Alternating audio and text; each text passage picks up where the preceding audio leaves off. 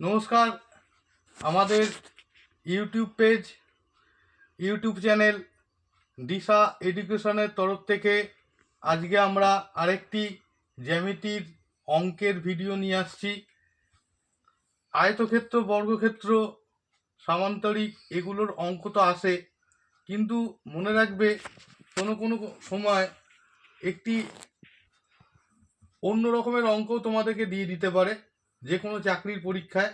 আজকে যেটা অঙ্ক নিয়ে এসছি সেটা একটু অন্য রকমেরই অঙ্ক। ঘনক।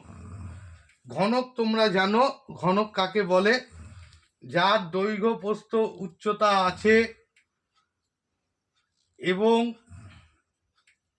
যারা মেনলি বলতে পারো লুডু ছক্কার মতন দেখতে, বইয়ের মতন দেখতে, এগুলোকে বলা হয় ঘনক। ঘনক বা আয়ত ঘনক। তার কর্ণের দৈর্ঘ্য। এই অঙ্কটা করতে গেলে বলেছে ঘনকের কর্ণের দৈর্ঘ্য কত হবে। ঘনকের কর্ণের দৈর্ঘ্যর সূত্র তোমাকে জানতে হবে। অঙ্কটা খুবই দেখতে মনে হচ্ছে খুবই কঠিন, কিন্তু অঙ্কটা খুবই সোজা। আর আমি তোমাদের শর্ট পদ্ধতি শেখাবো না, আমি তোমাদেরকে আসল পদ্ধতিতে অঙ্ক করে দেখাবো। আসল পদ্ধতি জানলেই তোমরা শর্ট পদ্ধতিতে নিজেই করতে পারবে অঙ্ক।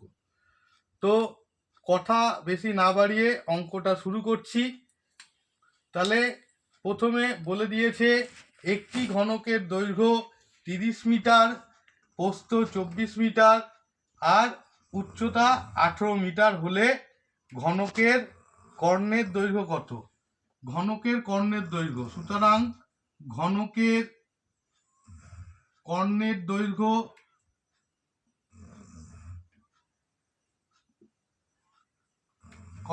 দৈর্ঘ্য এর একটা সূত্র আছে।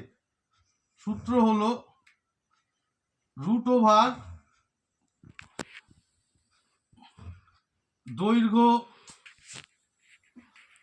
স্কোয়ার প্লাস প্রস্থ স্কোয়ার প্লাস উচ্চতা স্কোয়ার একক। √এর বাইরে একক। আমাকে দৈর্ঘ্য বলে দিয়েছে 30 মিটার, 30 স্কোয়ার। প্রস্থ বলে দিয়েছে 24, 24 স্কোয়ার প্লাস উচ্চতা বলে দিয়েছে 18, 18 স্কোয়ার। একক এখানে মিটার হবে। এইবার হলো এই 24 স্কোয়ার কেরম করে করবে। আমি আগে একটা করে দিয়েছিলাম একটা ভিডিও, তাতে স্কোয়ার কেরম করে করতে হয় তোমাদেরকে দেখিয়ে দিয়েছিলাম, আবার করছি। 24 স্কোয়ার কেরম করে করবো, মাঝখান দিয়ে একটা দাগ টানবা। 4 স্কোয়ার 16, 2 স্কোয়ার 4। এবার এই তিনটে 2, 4 আর 2 যোগফল কত হচ্ছে, এই গুণফল কত হচ্ছে? 4 দুগুণি 8, 8 দুগুণি 16। এই এক ঘর বাদ দিয়ে যোগ করবা, তাহলে হচ্ছে 6, 7, 5, 576 হচ্ছে এটা। তাহলে এটা √30 স্কোয়ার করলে 900 প্লাস এটা 576, এটাকে মুছছি। এবার করেছি 18 স্কোয়ার, একই নিয়মে করব। 18 স্কোয়ার আমি জানি না, আমাকে করতে হবে।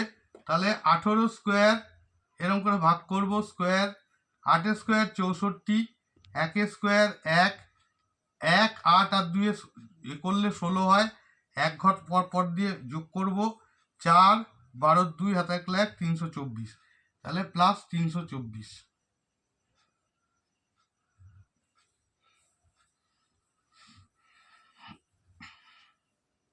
এবার এখানে সবগুলোকে যোগ করলে হচ্ছে, দেখো এইটাকে যোগ করলে হচ্ছে 900। তাহলে √900, এইটার 900 প্লাস এটাকে যোগ করলে 900, এত। এটাও মিটার,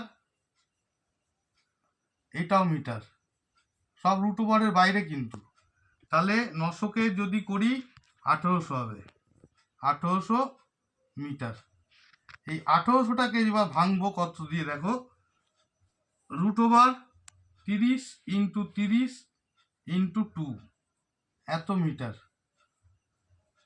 30-এর সঙ্গে 30 গুণ করলে 900, 900-র সঙ্গে 2 গুণ করলে 1800। তাহলে √এর ভেতরে দুটো সংখ্যা যদি একই থাকে সেটা বেরিয়ে যায় √এর বাইরে। এইটা একটা আছে, √2 হবে এত মিটার। তাহলে আমার উত্তর হবে 30√2 মিটার। এইটা যদি অপশানের উত্তর হয় তাহলে উত্তর হবে ডি অপশান, ডি, √30√2 এত মিটার। আশা করি অঙ্কটা তোমরা সবাই বুঝতে পেরেছো।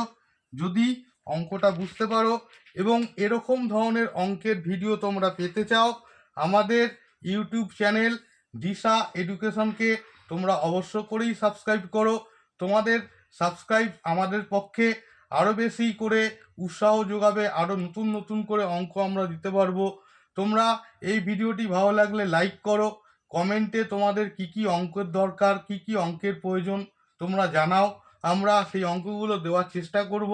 এবং এই ভিডিওটিকে শেয়ার করে দাও। আজকে রাতের জন্য তোমাদের সকলকে আমি শুভরাত্রি জানাচ্ছি। নমস্কার।